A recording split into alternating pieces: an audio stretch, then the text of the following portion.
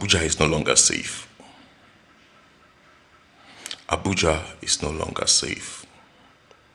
Guys, you guys need to be very, very, very careful out there.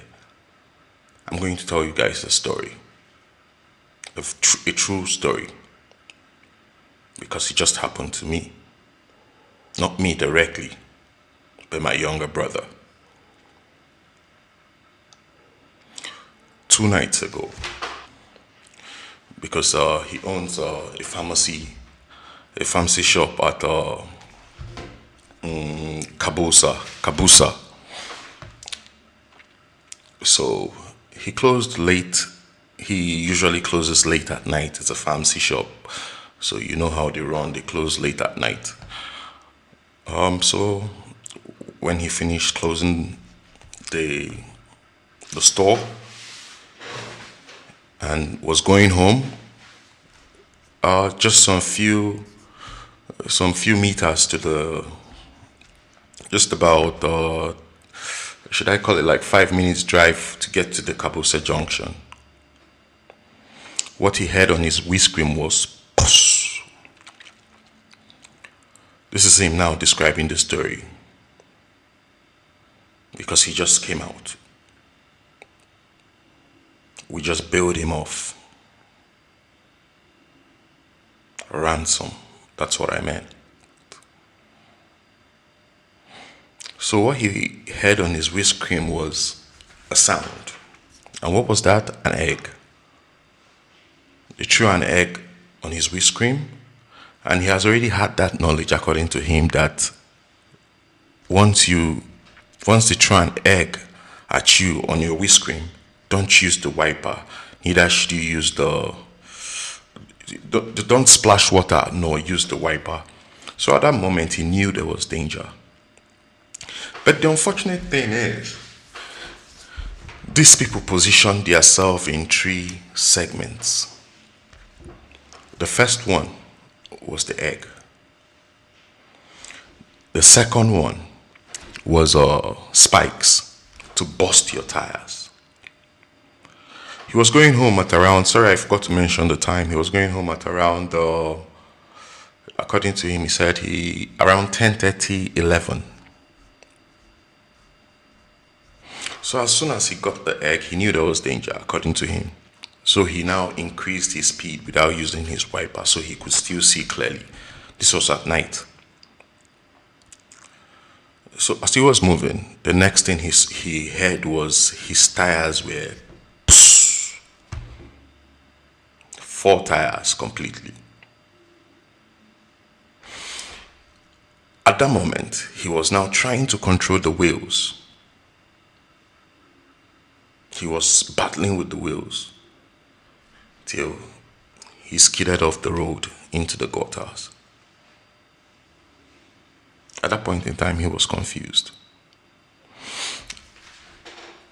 Another fortunate thing that happened was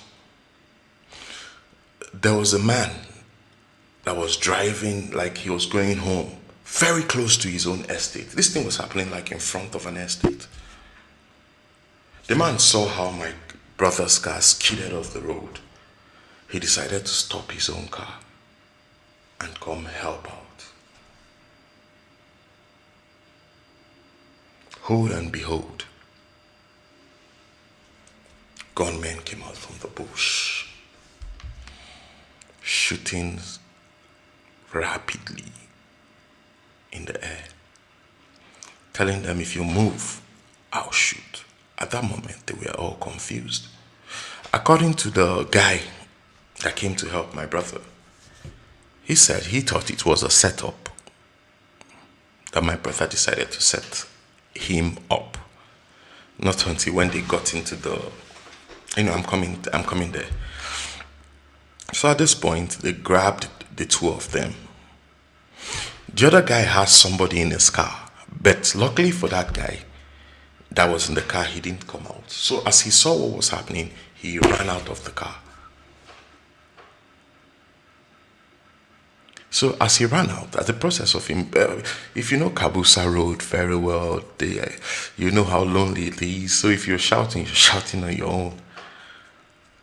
So They now dragged them off. Actually, my brother came out with just one pair of his shoes, according to him. They dragged them off into the bush, took away their phones,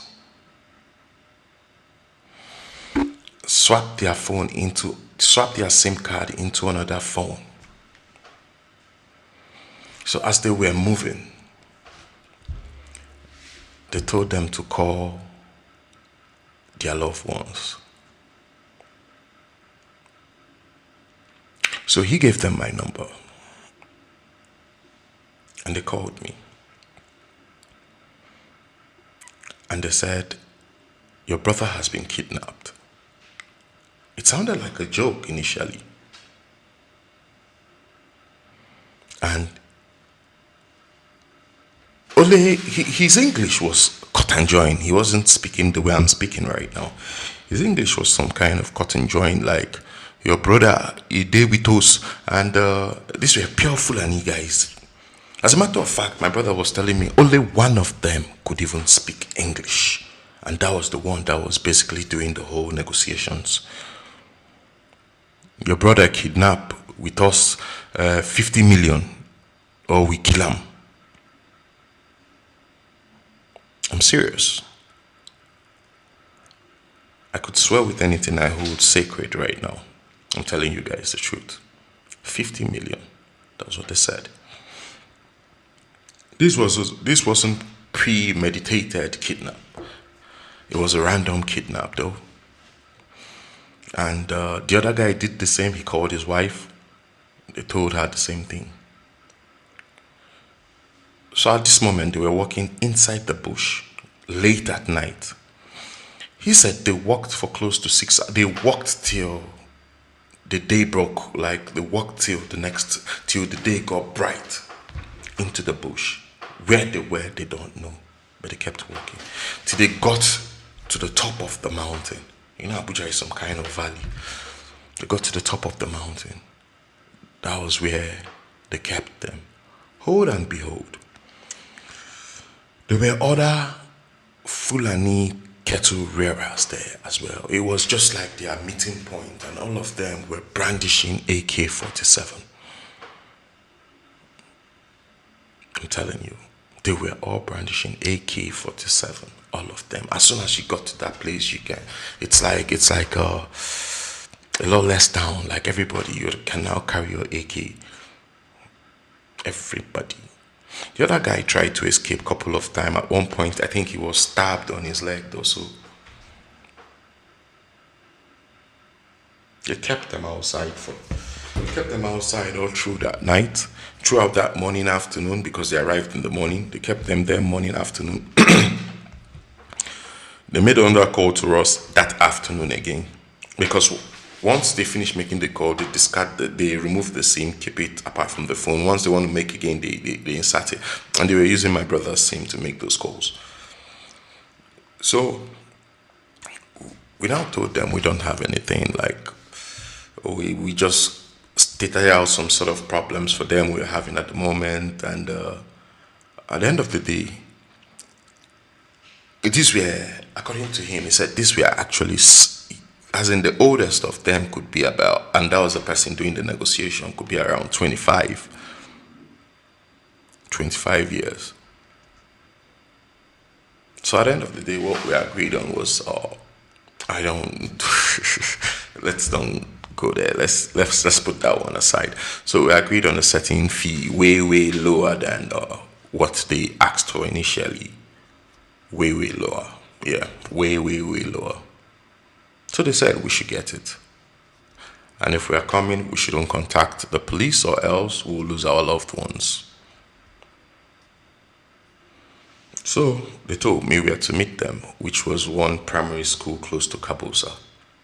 I went there around, I got there around like 3 p.m. early hours of yesterday being the first. I got there like 3 p.m. I stayed, I waited and waited till like it was getting to like 6 p.m. The other guy came, and from what I noticed some couple of movements, which means they were observing me. I came in my car. So they were observing me very well. The other guy came, they were, and I was still in contact with them. I told them the car I was with, the color of the car I was with. The other guy came, he came on a bike, Okada. So they told him to come meet me. They actually gave him my number. So when he came, he called me. He thought I was the guy for the to collect the ransom. So he came, he sat inside my car and we were talking. So later he now told me, what's up, like how far? So me, I now told him, man, they wait for them. He was like, oh, no, be you. He wanted to, I said, no, like then collect my own person too. He was like, okay, say them then collect your own person. So that was how we waited till like 7 inside the car. We were staying inside the car. Then around 7:30, they called us again. They told us we should come to the mosques at Kabusa. We should drive there. We now drove there. On getting there, they told us we waited and waited and waited. The mosque was still in section, people. So we're thinking maybe they want to do a whole crowdy thing so that everything will be mixed up. But no. They now told us, they now called again like after an hour. They now told us we should leave the mosque and get to the Kabusa town itself. They told us the store, the name of the, we should ask for the name of the store. I don't want to call the name of the store here. So we got there, we waited again, this time for another like 2 hours, 30 minutes or 3 hours approximately. Now it was getting to like about 10 midnight. We waited there and they now called us again and they were like, we should start driving towards the Tipa. Mind you, I wasn't conversant with this whole area. So we're still asking people. They said we should drive down past the Tipa garage or the Tipa repairs, whatever, Tipa something. And that place now was a lonely part. It was a bushy part, like it was scary. I think from there you could get to Kwali.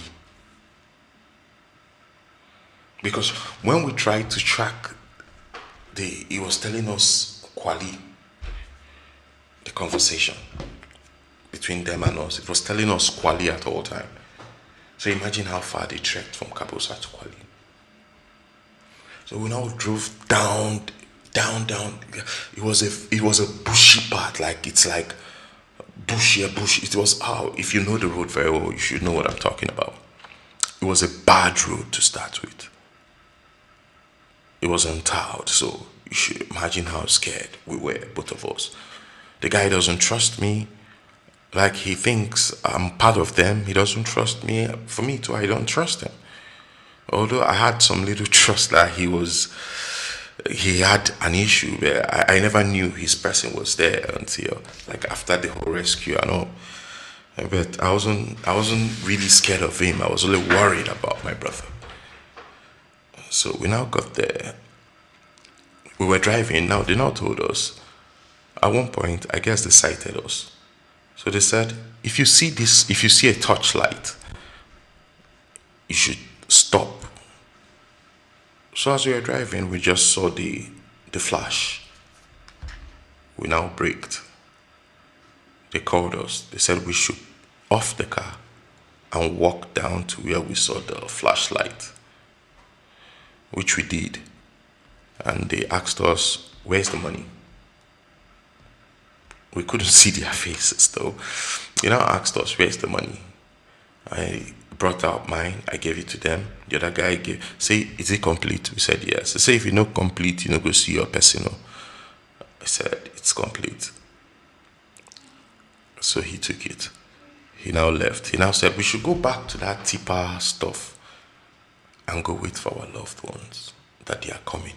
I said, I think say if we give them this, not go. They say, make we go there, go with. So more they go now.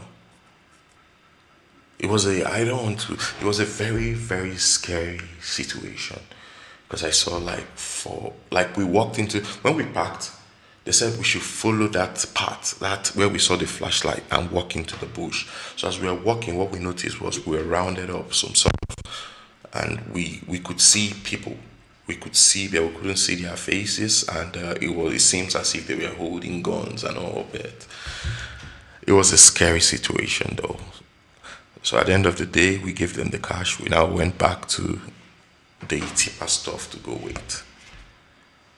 Not knowing at that point in time, these guys, as in my brother and his and the other guy's person, they were still meters, kilometers, far, far, far, far away from us. So I think when they confirmed the cash, that was when they started telling them, they called the people there that they should bring them out. Like when the guys brought them out, according to my brother, they now told them just to walk inside the, just like it's a, like they had the map to the whole entire forest.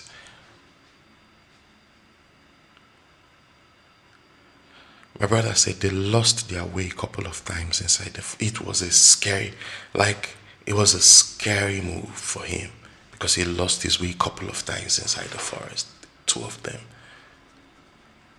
Till they did. That was where we spent another close to 5 hours. But by this time they were with their phone, although the phone died later on. So the communication became difficult. But before then we told them where we were waiting for them.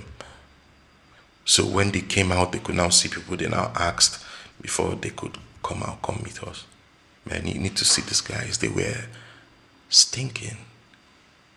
They were dehumanized in the sense that they kept them there without food because the kind of food they brought, they couldn't eat. They couldn't bath.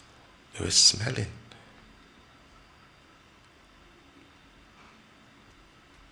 But that wasn't the problem. I was just happy. I hugged him, man. I couldn't, like, it was just a very emotional moment at that point. Funny enough, the other guy, his wife just gave birth. And he was going through some hard times.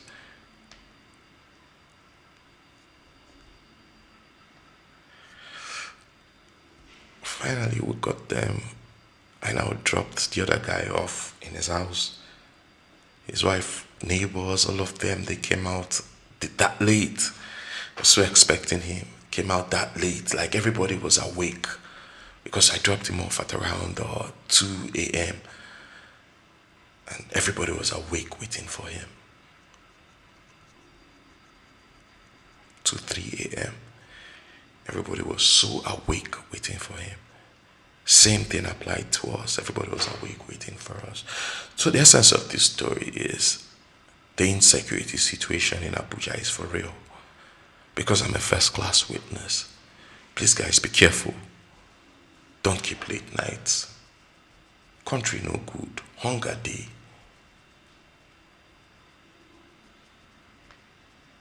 You guys should be careful, man. That's all I have.